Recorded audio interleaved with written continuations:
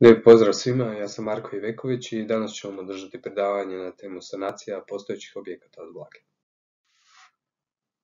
Danas ćemo pričati o, naravno, vlazi koja se javlja što na zidanim, što na armirano-betonskim konstrukcijama. Proći ćemo malo kroz te uzroke propadanja konstrukcija, naravno, naglasak na vlagu, što i kako projektirati sanaciju konstrukcije koja je degradirana vlagom. Spomenut ćemo dva moguća načina sanacije. Jedan je kemijski prekid kapilarnog uzdizanja vlage, a drugi su primjena i sušujućih žbuka. Spomenut ćemo jedan onako primjer što i kako nakon zaostale vlage, nakon poplave u nekom podrumu, i nekako spomenut ćemo malo sustave zaštite od same vlage. Uzroci propadanja. Znači, manje više kroz sve literature se one dijele na neke kemijske, fizikalne i mehaničke, tako da, ne znam, nešto kod kemijskih, znači to su neke soli ili nešto što utječe na degradaciju samih materijala, i nekakvi kemijski spojevi koji se javljaju kroz doticaj, naravno sa kisikom, sa vlagom, i nekakve ti agresivne tvari koje onda ulaze u građevne materijale i razaraju ih.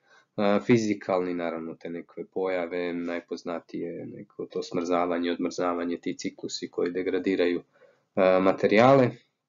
I mehanički, da li to bile neke havarije tipa požari, potresi ili nekakvi udari u konstrukcije. Vlaga, koja je razlika između betonskih i zidanih konstrukcija kada govorimo o utjecaju vlage na njih?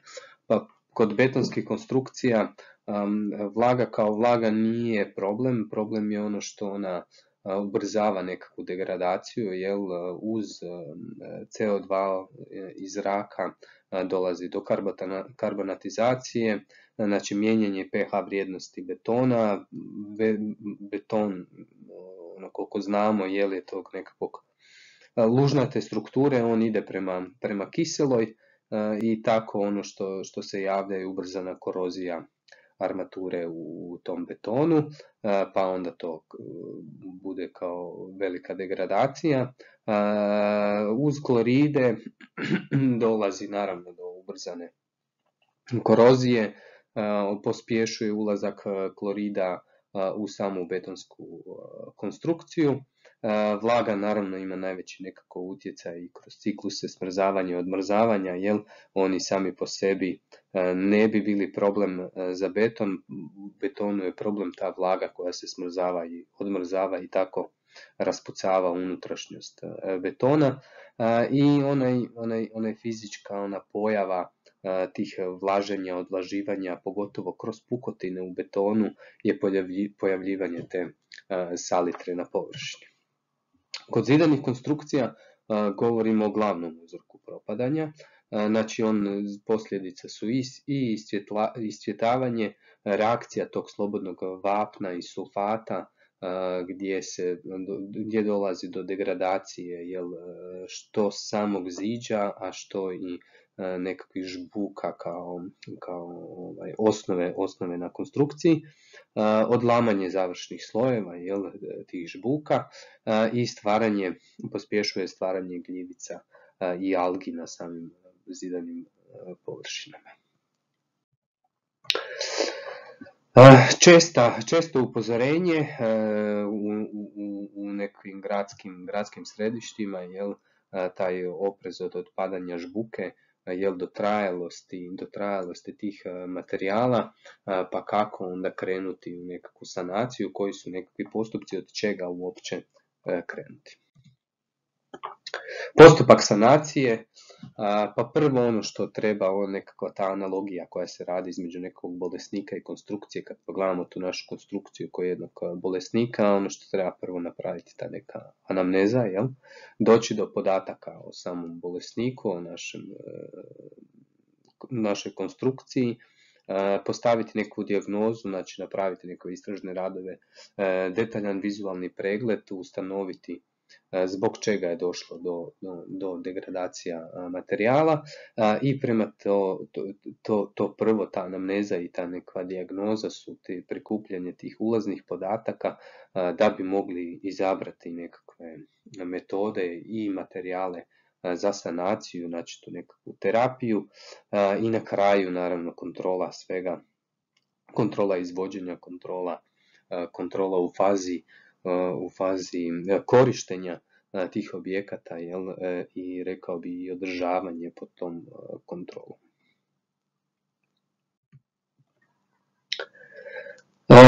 Projekt sanacije, što se tiče betonskih konstrukcija, dosta je to onako jednoznačno određeno. Sve se temelji na normi HRN N1504 je norma koja pokriva metode i sustave sanacija betonskih konstrukcija, bile one degradirane naravno vlagom, koja je tema današnje ove prezentacije, i općenito degradaciji svih armirano-betonskih konstrukcija, propisuje točno načine i metode pa i same materijale, tako da su i sami materijali za sanaciju armirano-betonskih konstrukcija vezani uz ovu normu i moraju biti sukladni ovoj normi. Ono što treba kroz sam projekt napraviti su naravno istražni radovi, dijagnosticirati uzroke propadanja. Pričali smo malo u onom uvodnom dijelu, znači vlaga je ta koja kod betonskih konstrukcija pospješuje degradaciju vezano uz ostale agresivne tvari koje utječu na trajnost betonske konstrukcije. Ono što treba napraviti je ukloniti sve degradirane dijelove do zdravog materijala i onda izabrati metode i sustave za sanaciju i zaštitu armirano-betonske konstrukcije. Što se tiče zidanih konstrukcija, rekli smo ona analogija bolesnik konstrukcija, treba doći do povijesnih podataka, kada je to rađeno, kojim materijalima, koji su sastavni materijali bili, da li postoji kakva prenamjena, da li postoje nekakvi vodovi, nekakve odvodnje ili dovoda nekakvih voda u konstrukciju koje bi mogli biti ti koji uzrokuju probleme sa vlagom u objektu. Naravno da je bitan i onaj globalni pristup samome objektu, gdje se objekt nalazi, da li uz nekakav vodotok ili je na nekom brijegu gdje ta voda puno lakše otječe od objekta, ustanoviti stanje hidroizolacije, da li ona uopće postoji, u kakvom je ona stanju, stanje nekakvih drenažnih slojeva oko objekta, a i same odvodnje, što površinskih voda, ali naravno i ono što ovako kroz neko iskustvo sa objekata, te krovne vode koje dosta često završavaju uz same temelje konstrukcija, pa nije onda ni nekako čudo, kako se kaže, da onda i ta konstrukcija dodatno upija tu neku vodu koju nismo odveli na adekvatan način od konstrukcije. Dijagnoza u ovom smislu se vidi kroz to odlamanje završnih slojeva, isvjetavanje koje se dešava kao nus produkt nekakvog vlaženja, odvlaživanja, sve te soli su sastavni dio što materijala, što tla gdje se konstrukcije nalaze. One su topive, pa tom vlagom se transportiraju kroz to ziđe, a prilikom tih ciklusa odvlaživanja i vlaženja konstrukcija, pogotovo zidane konstrukcije, one se transportiraju prema površini i krenu kristalizirati, i to je ta degradacija tih završnih slojeva konstrukcije. Ono što naravno u onim nekim tamnijim, sjevernijim područjima konstrukcije, vlaga naravno pogoduje ubrzanom stvaranju gljivica, koje naravno znamo da nisu baš nešto higijenski nastrojene, znači pogoršavaju se uvjeti za boravak ljudi u takvim prostorima. Terapija, znači već sam spomenuo, ono što je vrlo bitno kod sagledavanja objekta tih gdje se nalazi objekti i kakva je situacija sa drenažnim slojevima i samim krovnim vodama i odvodnjom sa terena, tako je i nekakva općenita sanacija bi trebala ići u smjeru izrade novih ili sanaciji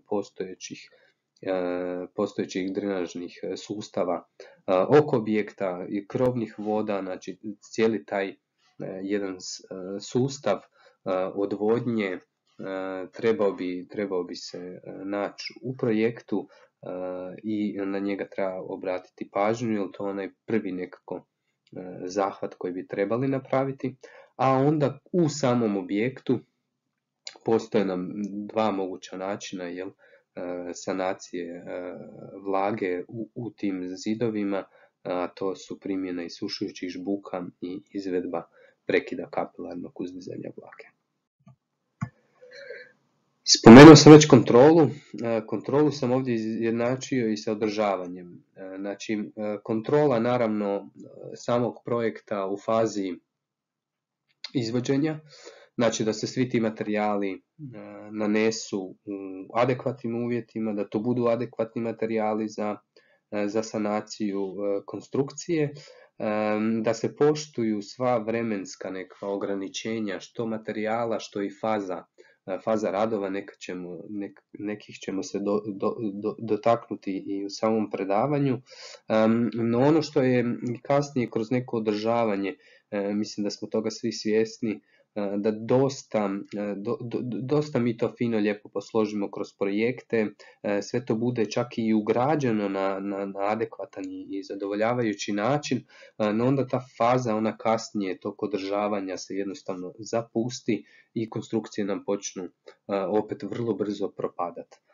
Znači ono da bi ova zadnja točkica te garancije, da bi se to osiguralo, znači mi ovdje pričamo o nekakvim sustavima koji traju desetke godina, ali da bi to stvarno došli do tog nekog vremenskog perioda gdje nemamo više problema sa nekakvom vlagom, potrebno je to održavanje što drenažnog sustava oko objekta, što te odvodnje, što sam već par puta naglasio, a tako i provjetravanje tih prostora, briga o tim prostorima, to daje onu pravu garanciju i pun smisao korištenih materijala u sanaciji.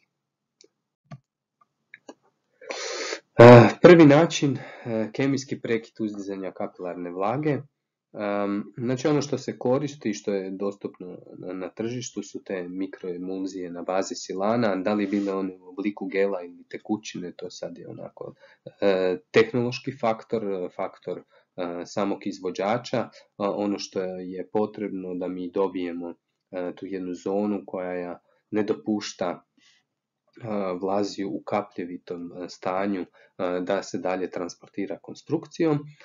Ono što je bitno naglasiti da su to sredstva koja hidrofobiziraju tu ovojnicu pora i ne dopuštaju transport vlage u kapljevitom stanju, no i dalje zadržavaju paropropusnost. Znači paropropusnost nam je bitna fizikalna karakteristika zidova i nju bi trebalo i dalje poštovati. Znači to je cijeli jedan naglasak na kompatibilnosti materijala sa zidanom konstrukcijom koji moraju zadržavati ta njezina osnovna svojstva. Ono što je u prirodi sve vrlo, jednostavno, nije baš sve jednostavno, ali priroda pokušava sve na najmogući jednostavniji način funkcionirati, tako se sve pokušava izjednačiti. Pokušavaju se izjednačiti temperature, pokušavaju se izjednačiti vlage. Mi smo ti koji radimo te prepreke svojim konstrukcijama, da li toj vlazi, da li toj temperaturi, a onda i treba nekako dozvoliti da to nekako prirodno teče i da što manje utjecaj bude na taj prirodan proces, jer to je u biti ono što dovodi do problema. Jedan od krivih načina rješavanja vlage koji se nekako ranije koristio je prikazan na ovoj slici, ova sličica B, zatvaranje vlage unutar zida nekakvim hidroizolacijskim materijalima, najčešće su to bile neke crne hidroizolacije, gdje bi se jednostavno dobio efekt dimnjaka, gdje bi ta vlaga iz nekakvog tla još više u više dijelove konstrukcije dolazila primjenom hidroizolacija, znači zatvaranjem te vlage sa jedne i druge strane zida. Postoje dva osnovna neko principa gdje se radi taj kemijski prekid kapilarne vlage. Ova lijeva strana prikazuje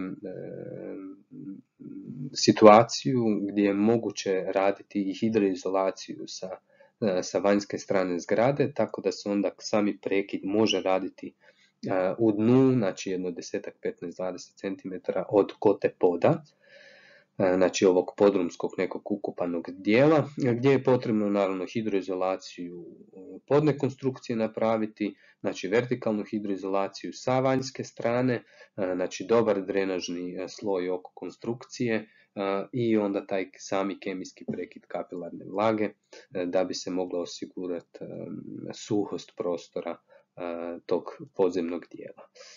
Druga sličica prikazuje situaciju kada to nije moguće napraviti, jer kada sa vanjske strane nismo u mogućnosti otkopavati objekt, raditi nekakve drenažne slojeve i hidroizolaciju tog ukopanog dijela zida raditi sa vanjske strane. Hidroizolacija se stavlja, jedna, kako to zovemo, kadu napravimo unutar objekta, a u tom gornjem dijelu, znači 15-20 cm od kote okolnog terena, najviše točke okolnog terena, koji je uz konstrukciju, radi se ta zona kemijskog prekida kapilarnog uzdizanja vlage. Spomenuo sam dva principa. To su ta dva principa, znači nekakve tekuće mikroemulzije i te iste, znači na bazi istih i svojstva i karakteristika, razlika u tom, nazovimo, agregatnom stanju, jedno je tekućina, drugo je ta krema ili gel, znači u potpunosti su karakteristike jednake, razlikuju se u fazama rada. Prvo bi pojasnio ovaj tekući dio, znači ta mikroemulzija. Ono što je naravno bitno koji kod svakog materijala je ispoštovati te nekakve faze rada. Ovo je prikaz kako bi to trebalo pravilno napraviti. Znači prvo što se radi su nekakve pripreme uopće tih bušotina, tih rupa kroz koje ćemo injektirati to tekuće sredstvo. Ono što je bitno je da se taj kemijski prekid kapilarne vlage radi jedno 15 do 20 cm od razine poda ili okolnog terena, ovisno o slučaju da li možemo s vanjske strane raditi hidroizolaciju ili ne možemo.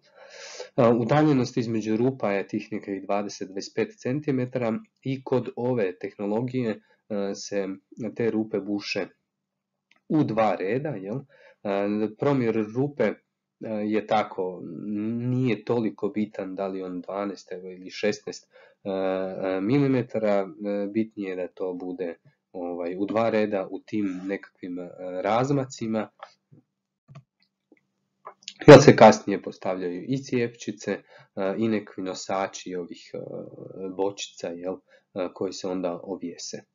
Priprema same emulzije, ta emulzija dolazi u pakiranju od 1 ili 10 litara i ona se miješa sa čistom vodom u određenom omjeru i tako pripremljena emulzija se treba iskoristiti unutar 24 sata. Znači, jedna mogućnost već pripremljene emulzije je gravitacijsko injektiranje, znači na te ovješene bočice, ulijeva se to sredstvo, ono na početku naravno puno više upija, kasnije sve manje i ostavlja se tako 24 sata da stoji i onaj višak se onda ukloni i time prekida se faza injektiranja, no moguće je i ovom emulzijom, kako je to prikazano na ovoj desnoj sličici, kada mi imamo taj kemijski prekid u višim slojevima konstrukcije, jel, od nekakve kote poda, jel razina okolnog terena je takva da ne možemo otkopavati objekte, ne možemo raditi drenažu. Znači imamo onaj drugi slučaj kada taj kemijski prekid radimo ispod stropa, znači onda ne možemo gravitacijski jer nemamo više visine kako bi objesili te bočice, onda se kemijski prekid radi niskotlačnim injektiranjem i isto tako se ista emulzija, ista priprema, isto bušenje, isto u 2 reda, sve isto, jel, 20 cm sad su te bušotine iznad kote okolnog terena, injektiranje niskotlačno 1,5 bara i utiskivanje te emulzije u konstrukciju. Sad smo spomenuli tekuću varijantu, no za onu varijantu gela ili kreme princip je sličan, ali je malo pojednostavljen, jer nešto tehnološki je to i kasnije proizvedeno, tako da i sam taj materijal je nešto pojednostavljena sama primjena, znači bušenje ili priprema rupa. U ovom postupku se rupe buše u jednom sloju, znači lijeva strana nekakva pravilnija gradnja opeka, znači kroz tu jednu sljubnicu razmak 12 cm između rupa i opet treba ispoštovati taj vrijedi isto pravilo, znači tih nekakvih 15-20 cm od kote poda ili okolnog terena, ovisno gdje se radi prekid i gdje bi ga trebali raditi, dok kod kamenog ziđa naravno on je nepravilnije nekako gradnja, jel? Pa opet treba jednu tu zamišljenu sljubnicu pratiti kod kemijskog prekida, jel? I opet je taj razmak 12 cm, buše se rupe Fi 12, jel? Fi 12 cm i dubina bušenja ovdje nije 2/3, nego je do 5 cm manje od same debljine zida. Znači ako je zid debljine 50 cm, buši se 45 cm dubine pod malim kutom, znači kut nije ni bitan. Kad govorimo o tekućoj varijanti, kut je onih 10-15 stupnjeva u 2 reda, za ovu gel ili krema varijanti samog materijala dovoljno je u jednom redu bušiti konstrukciju i u te onda pripremljene rupe se aplicira sami materijal. Sami materijal dolazi u nekom pakiranju, takozvanim tim kobasicama ili tubama od 600 ml. One se jednostavno pripremaju u ovim silikonskim pištoljima i onda su spremne odmah za apliciranje, preko tako jednog injektora, jedne cijepčice se apliciraju u samu konstrukciju. Kada završava sami postupak kemijskog prekida uzdizanja vlage, pa on završava puno kasnije nego što možda mi svi do sada mislili to. Razlog tomu je faza isušivanja ili sušenja objekta. Znači kada mi prekinemo tu kapilarnu vlagu, u konstrukciju bi trebalo pustiti 3-4 tjedna neka minimum, što više to bolje. Razlog tome je pojava salitre. Znači rekli smo kada se konstrukcija isušuje, unutar same konstrukcije su prisutne soli, one sa tom vlagom se transportiraju, dolaze do površine i prilikom sušenja i isušivanja konstrukcije dolazi do njihove kristalizacije i pojave na površini zidova. Tako da treba pričekati taj dio, znači to je sve dio prekida kapilarnog uzdizanja vlage, je i taj dio i ta faza, zadnja faza isušivanja i time prestaje kemijski prekid uzdizanja kapilarne vlage. Slijede radovi na uklanjanju prvo i pranju te salitre i onda nanošenja nekakvih sljedećih slojeva u vidu da li isušujućih žbuka, da li paropropusnih nekakvih žbuka, sve ovisi o samoj količini i namjeni objekta i tih zidova. Rekao bi evo jednom riječju da su to završni radovi na konstrukciji. Spomenuli smo ih isušujuće žbuke, pa što su to? Znači to po svojoj nekoj definiciji to bi trebali biti hidraulični sustavi u kojima se prilikom očvršćavanja formira ta trodimenzionalna porozna struktura koja omogućava akumuliranje soli unutar same žbuke. Svojim mehaničkim i fizikalnim i kemijskim karakteristikama morale bi biti kompatibilne sa zidom i jesu, jel? One svojom tom strukturom i paropropusnošću osiguravaju nesmetano taj transport vlage kod zidane konstrukcije, tako da i oslobađaju tu količinu vlage kroz sebe, a s tom vlagom, kako smo već više puta napomenuli, i ta sol koja se transportira ima gdje kristalizirati unutar te same strukture žbuke, tako da nema straha od onog degradacijskog utjecaja soli na razaranje struktura samih žbuka i završnih slojeva. Ono što treba napomenuti je da su i te žbuke visoke kemijske otpornosti, znači prilikom očvršćavanja tih žbuka nema stvaranja slobodnog vapna, tako da i nema što reagirati sa kemijskim spojevima ugljika ili sulfata iz zraka, pa i time su poželjne za koristiti čak i u nekim agresivnim sredinama. Prikaz tih pora, znači ono možda što je svima nam poznatije kod betonskih konstrukcija, da bi beton bio otporniji na cikluse smrzavanja i odmrzavanja, u njega se dodaje kemijski dodatak aerant, kako bi se dobilo ovo što je prikazano na lijevoj strani. Znači ta trodimenzionalna sferični ti oblici pora unutar strukture. U slučaju betona to dodajemo i radimo kako bi se voda imala nesmetano gdje širiti prilikom smrzavanja, jel? I tako pružamo relaksaciju naprezanja prilikom smrzavanja i odmrzavanja. Ovdje je princip tehnologije materijala sličan, samo ovdje nemamo vodu koja će se smrzavati i odmrzavati, nek imamo soli koje slobodno mogu kristalizirati u tim prostorima. Tu je ta, nazovimo, moć takvih materijala da mogu akumulirati čak velike količine te soli, znači više od 30% je ovakvih vrsta pora u tim materijalima, jer uvijek kažemo da nije nam čak ni bitna ni količina pora u samom materijalu da bi ono moglo izdržati ili cikluse smrzavanja i odmrzavanja ili ovakvog kristalizacije soli, koliko je bitna i kvaliteta tih pora.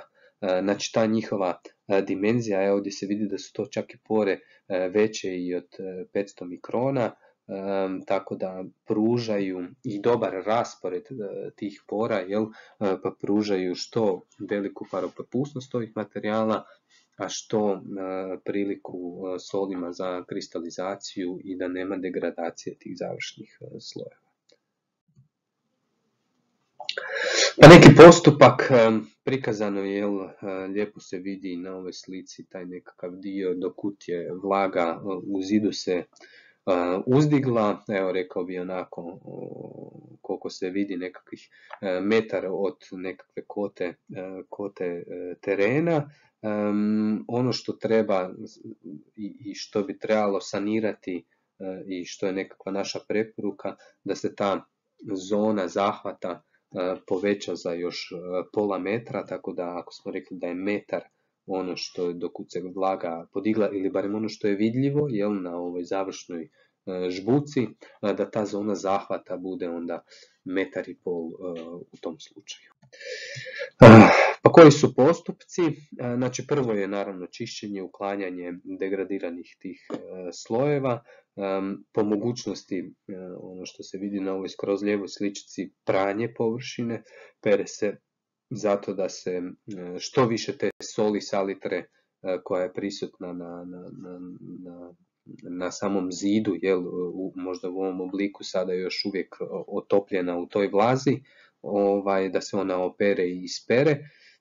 Zatim se nanosi neka temeljni sloj, takozvani špric, i na taj špric onda se nanosi minimalno 2 cm isušujuće žbuke. Zašto minimalno? Spomenuli smo na prošlom slajdu količinu, kvalitetu i kvantitetu tih pora, tako da je taj nekakav minimum koji bi trebalo su ta 2 cm da imamo tu i količinu i kvalitetu pora da bi se moglo zadovoljiti ono za što želimo tu isušujuću žbuku, znači da sve te njezine karakteristike koje trebamo u smislu otpornosti na isoljavanje i postizanje te oslobađanja te zarobljene vlage, potrebna su ta minimalna 2 cm.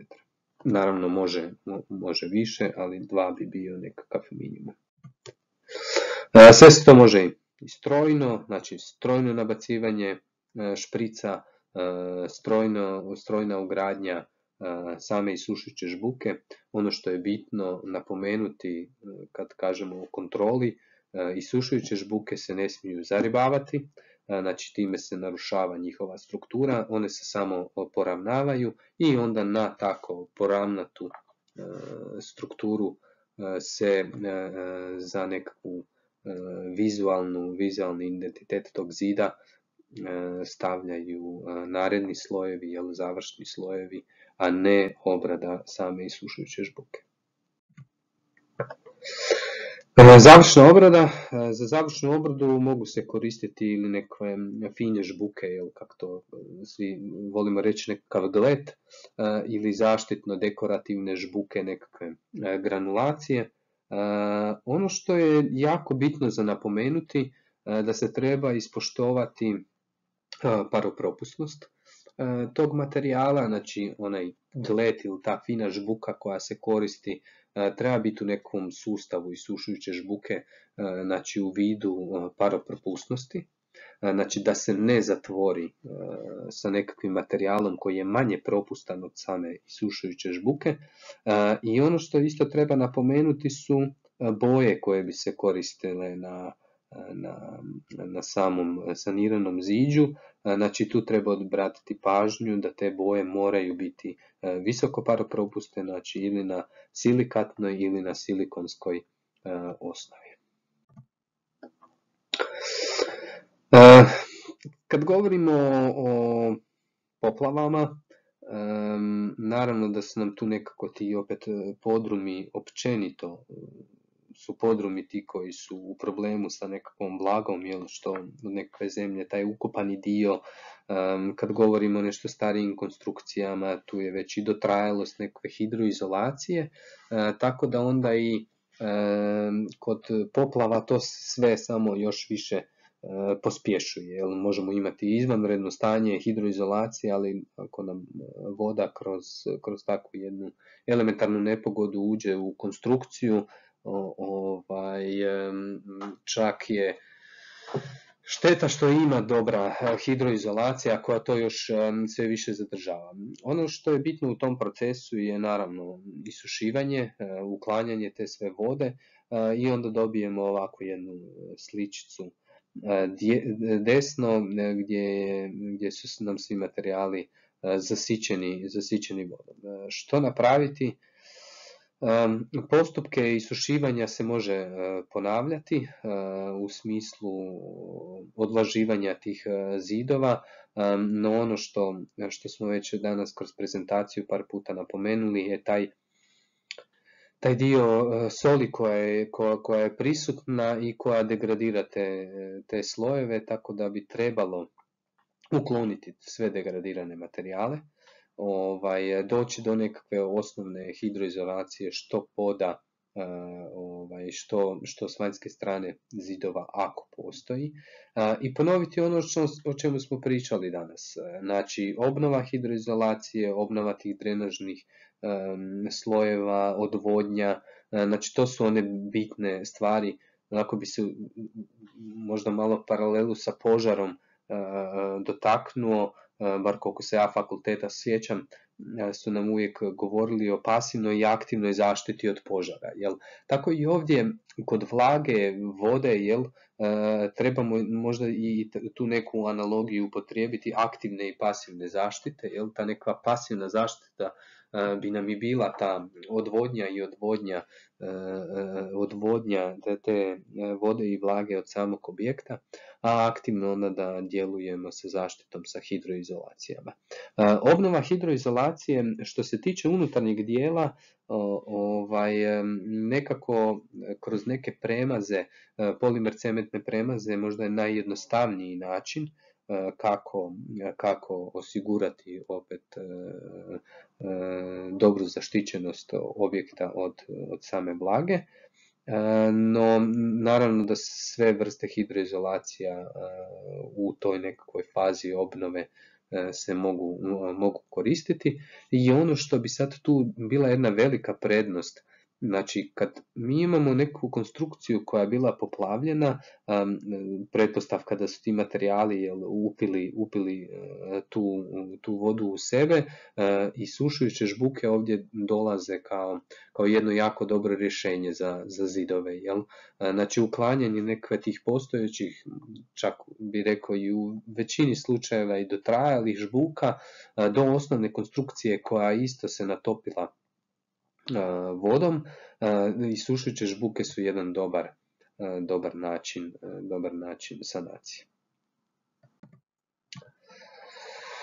Spomenuli smo malo i tu zaštita od vlage, pa evo iskoristio sam ovakav sliku podjele tih materijala, krenuši nekako od te lijeve strane nekih impregnacija pa sve do nekih premaza.